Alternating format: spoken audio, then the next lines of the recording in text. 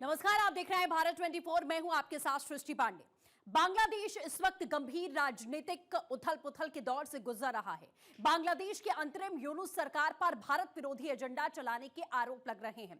साथ ही यह भी कहा जा रहा है कि पाकिस्तान, चीन और अमेरिका अपने अपने हितों के मुताबिक बांग्लादेश की राजनीति को प्रभावित करने की पूरी तरह से कोशिश कर रहे हैं। ऐसे संवेदनशील समय में प्रधानमंत्री नरेंद्र मोदी ने एक ऐसा कूटनीतिक कदम उठाया है जिसे वैश्विक मंच पर डिप्लोमेटिक मास्टर स्ट्रोक माना जा रहा है।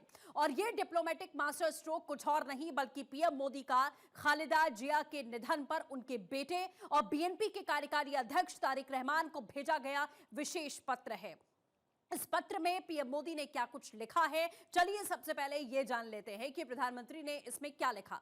पीएम की तरफ से लिखा गया, प्रिय तारिक रहमान साहब, आपकी मां और बांग्लादेश की पूर्व प्रधानमंत्री बेगम खालिदा जिया के निधन के बारे में जानकर मुझे दुख हुआ। इस व्यक्तिगत क्षति पर मेरी संवेदनाएं स्वीकार करें। ईश्वर उनकी आत्मा को शांति दे। मुझे जून 2015 में ढाका में उनके साथ अपनी मुलाकात और बातचीत अच्छी तरह याद है। वो दुर्लभ संकल्प वाली नेता थी। उन्हें बांग्लादेश की पहली महिला प्रधानमंत्री होने का गौरव प्राप्त था। उन्होंने बांग्लादेश के विकास के साथ साथ भारत बांग्लादेश संबंधों को मजबूत करने में कई महत्वपूर्ण योगदान दिए। उनके निधन से एक ऐसी कमी आई जिसे पूरा नहीं किया जा सकता, लेकिन उनकी सोच और विरासत बनी रहेगी। मुझे विश्वास है कि उनके आदर्शों को बांग्लादेश नेशनलिस्ट पार्टी के आपके सक्षम नेतृत्व में आगे बढ़ाया जाएगा।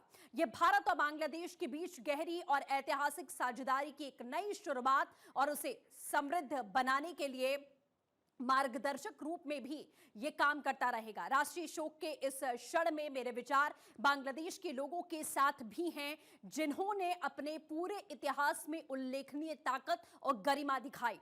मुझे यकीन है कि वो शांति और सद्भाव से आगे बढ़ते हुए अपने साझा मूल्यों, लोकतांत्रिक परंपराओं और राष्ट्रीय एकता की गहरी भावना से निर्देशित होते रहेंगे। कृपया एक बार फिर से मेरी हार्दिक संवेदनाएं स्वीकार करें। मैं ईश्वर से प्रार्थना करता हूं कि वो आपको और आपके परिवार को इस कठिन समय से उबरने की शक्ति और साहस प्रदान करें। मैं आपके भविष्य के प्रयासों के लिए आपको शुभकामनाएं देता हूं। नरेंद्र मोदी, प्रधानमंत्री, भारत। तो पीएम मोदी की तरफ से यह पत्र लिखा गया। अब आते हैं पीएम मोदी के पत्र के ग्लोबल संदेश पर। दरअसल प्रधानमंत्री मोदी का यह पत्र सिर्फ सांत्वना संदेश नहीं है, बल्कि कूटनीतिक संदेशों से भरा हुआ दस्तावेज है। मोदी के पत्र में ग्लोबल संदेश क्या था, अब जरा आप ये भी समझ लीजिए। पीएम मोदी का यह पत्र सिर्फ संवेदना नहीं बल्कि रणनीतिक संतुलन, राजनीतिक समझ और कूटनीतिक परिपक्वता का उदाहरण है।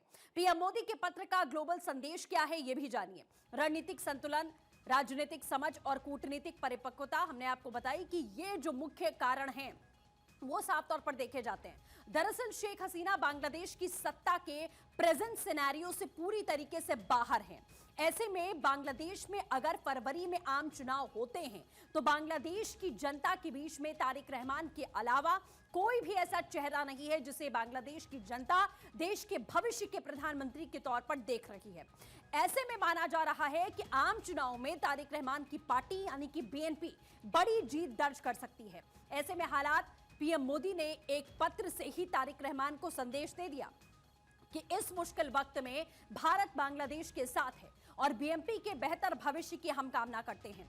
तो वहीं विदेश मंत्री का खुद ढाका जाकर पत्र सौंपना एक सामान्य प्रोटोकॉल नहीं है, तो आप इस एक्शन को भी समझ सकते हैं। तो इसी के साथ आप जानिए कि जयशंकर का ढाका जाना अहम क्यों था। भारत बीएनपी के जो रिश्ते हैं उसे किस तरीके से मजबूत करना है, यह साफ तौर पर समझिए कि बांग्लादेश की संप्रभुता का सामना भारत बिना किसी सार्वजनिक दबाव या बयानबाजी के शांत कूटनीति से बांग्लादेश के साथ यहां बातचीत कर रहा है। आईएसआई के नैरेटिव पर भी यह सीधी चोट मानी जा रही है। इस मुलाकात को पाकिस्तान बीएनपी को भारत विरोधी बताकर अपने करीब लाने की कोशिश में इस समय जुटा हुआ है और यही नैरेटिव सेट किया जा रहा है। पीएम मोदी का यह पत्र सीधे तौर पर पाकिस्तान की मंशा पर पानी फेरता है। भारत बीएनपी के बीच में जिस तरीके से बातचीत के दरवाजे यहां पर खुल रहे हैं उसे आप समझ सकते हैं कि किस तरीके के यहां हालात बने हुए हैं। अब आप ये समझिए कि पीएम मोदी के पत्र का ग्लोबल संदेश। दक्षिण एशिया में भारत की साइलेंट लेकिन असरदार ये बात है। बांग्लादेश में भारत विरोधी नैरेटिव को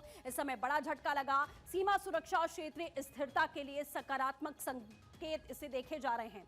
तो वहीं आप समझिए कि दक्षिण एशिया में भारत की पैठ किस तरीके से मजबूत होगी और भारत संकट में भी निवारण यहां पर निकाल रहा है। बांग्लादेश में भारत विरोधी नैरेटिव को सेट किया जा रहा था, जिसे सीधे तौर पर माना जा रहा है कि प्रधानमंत्री के ये जो पत्र उन्होंने भेजा है रहमान को, वो सीधे तौर पर माना जा रहा है कि एक बड़ी चोट पाकिस्तान को यहां मिलने वाली है, क्योंकि भारत ने इस नैरेटिव को पूरी तरीके से खंड खंड कर दिया है। इसी के साथ चलिए बढ़ते हैं आगे। बांग्लादेश संकट पर भारत पर क्या असर होगा, आप ये भी जान लीजिए। दरअसल बांग्लादेश की भारत समर्थक नीति प्रभावित रही है। सीमा सुरक्षा, अवैध घुसपैठ और कट्टरपंथ जैसे ऐसे मुद्दे हैं जिस पर चिंता यहां पर बढ़ी है। ये जानिए 2024 की अगर यहां पर हम बात करते हैं तो किस तरीके के हालात रहे। वहीं हादी की हत्या के बाद दिसंबर 2025 में हालात बिगड़े। इनकलाब मंच के नेता हादी की 2024 में हत्या कर दी गई और हादी लगातार देखिए भारत विरोधी एजेंडा इस समय चला रहा था। 24 में जिस तरीके का आंदोलन हुआ उसका जिम्मेदार हादी था। हादी को अज्ञात हमलावरों ने गोली मारी थी। कट्टरपंथियों ने बांग्लादेश में भारत विरोधी भावनाओं को यहां पूरी तरह से भड़काने की कोशिश की थी। तो इस तरीके के हालात थे। बांग्लादेश संकट किस पर क्या आरोप है, आप जरा ये भी जान लीजिए कि किसके ऊपर क्या आरोप लग रहा है। तो पाकिस्तान की आईएसआई पर भारत विरोधी नैरेटिव को हवा देने का सीधा आरोप लगाया जा रहा है। इसी के साथ में चीन पर बांग्लादेश में आर्थिक और रणनीतिक पकड़ मजबूत करने का आरोप है। तो वहीं यूएस पर लोकतंत्र सत्ता संतुलन के नाम पर बांग्लादेश पर दबाव बनाने के ये बड़े आरोप लग रहे हैं। तो बांग्लादेश और भारत के बीच में जिस तरीके के रिश्ते तल्ख अभी बने हुए हैं, उसमें कौन कौन से देश ऐसे हैं जो अपनी रोटियां यहां पर सेक रहे हैं, वो भी हम आपको जानकारी देने की कोशिश कर रहे हैं कि किसके ऊपर क्या आरोप है। क्योंकि पाकिस्तान पर तो सीधा आरोप है कि वो आईएसआई पर भारत विरोधी नैरेटिव सेट करने की कोशिश कर रहा है। बांग्लादेश संकट का भारत पर क्या असर होगा, ये भी आप जान लीजिए कि किस तरीके से पाकिस्तान के आईएसआई पर भारत विरोधी नैरेटिव को हवा देने का आरोप है। क्योंकि पाकिस्तान आईएसआई की पैठ यहां मजबूत करता हुआ बांग्लादेश में इस समय दिखाई दे रहा है। वो जमीन का इस्तेमाल वो भारत के खिलाफ करना चाहता है। इसीलिए प्रधानमंत्री ने एक डिप्लोमेटिक रास्ता यहां पर अपनाया और ये पत्र यहां पर दिया गया, जिससे एक बड़ा प्रभाव पड़ता हुआ वैश्विक स्तर पर देखा जाएगा और बांग्लादेश और भारत के रिश्ते कहीं ना कहीं एक बार फिर से बेहतर होते नजर आएंगे। तो पीएम मोदी का डिप्लोमेटिक मास्टर स्ट्रोक ये देखा गया।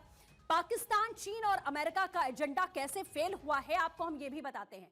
पाकिस्तान और आईएसआई का प्लान किस तरीके से यहां नेस्तनाबूद हुआ और बीएनपी को भारत से दूर रखना इनका प्लान था। संकट में भारत बांग्लादेश के साथ खड़ा है, ये साफ तौर बताया गया और बांग्लादेश में भारत विरोधी माहौल जिस तरीके से बनाया गया उस पर यहां चोट पड़ी है और भारत संवाद के पक्ष में है, टकराव की नहीं, ये भारत की ओर से साफ तौर पर कह दिया गया है। चीन का एजेंडा क्या था, ये भी जान लीजिए। निवेश के जरिए बांग्लादेश पर पकड़ बनाना चाहता है चीन और भारत बांग्लादेश की मजबूत ऐतिहासिक भावनात्मक रिश्ते जो हैं उसे कहीं ना कहीं वो खराब करने की कोशिशें कर रहा है। वहीं अमेरिका का जो दबाव था वो भी देखा गया, लेकिन प्रधानमंत्री का जो संदेश है कि मानवाधिकार लोकतंत्र के नाम पर हस्तक्षेप और बिना किसी दबाव के भारत इसी तरीके से काम करता रहेगा। तो चलिए बात हम करते हैं प्रधानमंत्री मोदी के डिप्लोमेटिक मास्टर स्ट्रोक की। दरअसल बात ये बांग्लादेश की हो रही है। पाकिस्तान और आईएसआई का प्लान क्या था, आप ये समझिए। भारत विरोधी एजेंडा चलाया गया, बीएनपी को भारत से दूर दिखाना ये कोशिश यहां पर की जा रही थी। लेकिन पीएम ने संदेश क्या दिया, संकट में भारत बांग्लादेश के साथ खड़ा हुआ है, ये पीएम की तरफ से संदेश दिया गया। इसी के साथ क्या ये पूरा प्लान यहां पर बनाया गया था, ये डिप्लोमेटिक जो संदेश प्रधानमंत्री की ओर से बांग्लादेश और भारत के रिश्तों में बेहतरी लाने के लिए किया गया। देखिए, बांग्लादेश में भारत विरोधी माहौल बनाने की पुरजोर कोशिश की गई और उसमें विदेशी ताकतों का हाथ यहां पर रहा। वहीं निवेश के जरिए बांग्लादेश पर पकड़ बनाना चीन का एजेंडा था और पीएम मोदी ने साफ कर दिया कि भारत बांग्लादेश के मजबूत ऐतिहासिक और भावनात्मक रिश्ते हैं और वो बने रहेंगे। इस पत्र के जरिए उन्होंने साफ ये कोशिश की है और इन सभी लोगों की मंशा पर एक तरीके से पानी फेरा है। मानवाधिकार लोकतंत्र के नाम पर हस्तक्षेप ये अमेरिका का दबाव मॉडल था। पीएम ने संदेश दिया, बिना किसी दबाव के भारत का शांति सद्भाव का ये संदेश है। इस पत्र के जरिए प्रधानमंत्री ने एजेंडे को फेल किया है। तो अमेरिका ये दबाव बनाने की लगातार कोशिश कर रहा था। अमेरिका और चीन और पाकिस्तान खास तौर पर भारत और बांग्लादेश के बीच में ये जो दूरी आई है उसे खाई का रूप देने की कोशिश कर रहे थे। लेकिन पीएम मोदी ने ये जो पत्र भेजा है वो भी एस जयशंकर खुद ये पत्र लेकर गए हैं, वो इस खाई को कहीं ना कहीं भरने का काम करेगा। और प्रधानमंत्री ने ये बता दिया है कि पाकिस्तान, चीन और अमेरिका का एजेंडा बांग्लादेश की भूमि को पूरी तरीके से कब्जाने का या फिर वहां पर अपनी चलाने का अब समाप्त होता हुआ दिख रहा है।